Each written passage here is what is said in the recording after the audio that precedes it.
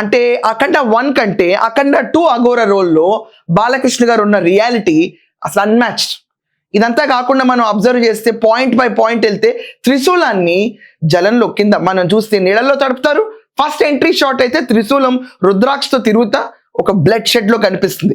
అంటే ఒక దేశాన్ని ఎవరైనా కొడదాము, భారతదేశం హైందవ ధర్మాన్ని అడ్డం పెట్టుకుని కొడదాం, అటు మూలాలను అడ్డం పెట్టుకుని కొడదాం అన్నప్పుడు దాని గురించి పోరాడే యోధుల్లాగా బాలకృష్ణ గారిని నిన్న రిలీజ్ చేసిన మ్యాసివ్ తాండవంలో చూపించారు. ఇదంతా కాకుండా బాలకృష్ణ గారి డ్యూల్ రోల్ మనకు అఖండాలో గుర్తుంది. సో ఫ్యామిలీ రోల్ వేస్తున్న బాలకృష్ణ గారికి ఆల్రెడీ కూతురు పెద్దగా అయినట్టు కనిపిస్తుంది. అక్కడ మనం నాన్న అని పలకరించే సన్నివేశం కూడా పెట్టారు. ఇదంతా కాకుండా ఒక వార్ జోన్, ఒక బ్లాస్ట్ జరిగినప్పుడు అగ్నికణాలు బయటకి ఇలా స్పిల్ అవుతున్నప్పుడు బాలకృష్ణ గారు కళ్ళల్లోకి పెట్టి దాని తర్వాత ఆయనకున్న సైవేక్యం హైలైట్ అయినట్టు, ఎన్లైటన్ అయినట్టు, స్పార్కిల్ అయినట్టు, బాలకృష్ణ గారి నుదుటి మీద ఉన్న తిలకం ఒకేసారి హైలైట్ అయినట్టు షాట్ లోకి తీసుకెళ్తారు. దిస్ మీన్స్ దేశం మీద యుద్ధం జరిగినప్పుడు అఘోరా బయటకు వచ్చి మన దేశం కోసం పోరాడతారు అని చెప్పి బాలకృష్ణ గారి రోల్లో కనిపించబోతున్నారని క్లియర్ గా అర్థమవుతుంది.